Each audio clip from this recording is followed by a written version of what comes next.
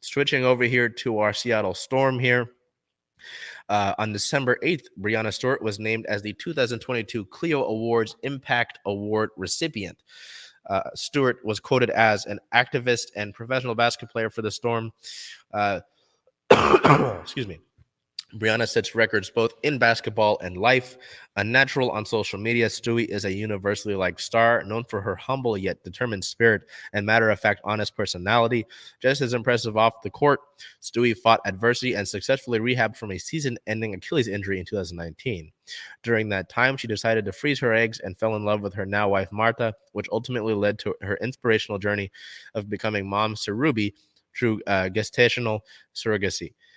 Destigmatizing fertility conversations for sport and women in the workplace, Stewie shattered the notion that a woman cannot be the best player in the world and have a baby. As she asserts, "Why can't I do both?" Defying expectations and convention, count on Stewie to continually set records and milestones both in basketball and in life.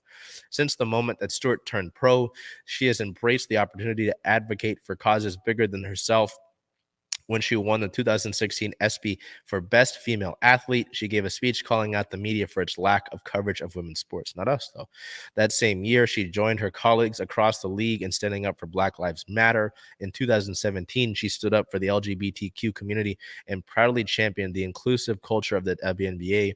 And in October of 2018, she came forward as a survivor of childhood sexual abuse with a moving first-person essay with the Players Tribune, going on to launch a national campaign to help other victims and their families.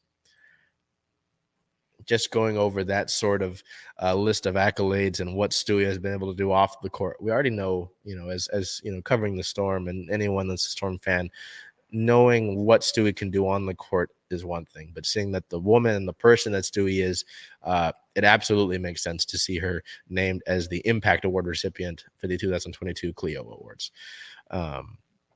It's hard to say much else. I mean, it's incredible to see the, obviously the athlete and the competitor that Breanna Stewart is, but just what she's able to accomplish off the court. In terms of how impressive they are, you could say they're equal, and that's saying a lot because Stewie is an incredibly impressive athlete.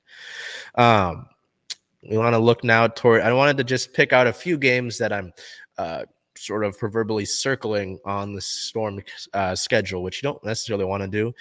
You want to play all the games the same. You don't want to necessarily look ahead to certain ones, but just in terms of defining this 2023 Storm team, opening night's going to be big. May 20th versus the Aces here at Climate Pledge Arena. What is that starting five going to look like? What is the 13-player roster going to look like? The bench.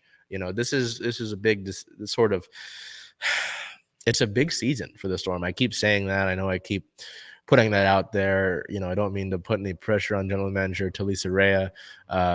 Met her over the weekend. I apologize to Talisa.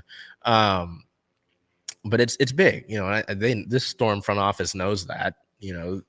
With Drew Lloyd being under contract, currently unsure of Breanna Stewart's plans, whether to play overseas or to play here. And just with the general marketing, it seems like Stewie's going to be here. I don't know. But then you've got the point guard situation to figure out. You have to let Ezi Magbagor play the 5.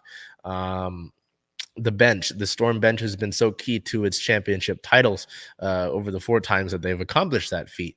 With players like Sammy Whitcomb coming off the bench, what happens there? Who do you add to help you defensively, like when you had an Alicia Clark a few years ago? It's going to be a big offseason for this Storm team, and seeing what that starting 5 will look like when May 20th hits it'll be interesting to see what takes place over free agency, but we've got to get through that still. And then the other thing that I wanted to highlight, 7 of Seattle, we talked about this last week, but 7 of Seattle's last 9 games of the year are on the road. Seattle faced a tough sort of situation with, I believe, their last 3 games of the season last year being on the road, and they were able to win out. So just disregard the fact that 7 of the last 9 of the on the road. What sort of situation will the Storm team be by the time those last 9 games of the season roll up? Will they matter? Will it just be maybe we're just developing some young talent, or will it be Seattle's got to get through these 7 of the last 9 to secure their playoff spot and their seeding? Again, this offseason will really shape a lot of this, and it's going to be incredible to see how this all shapes up. So that was just wanted to look at some of the key dates from the Storm season.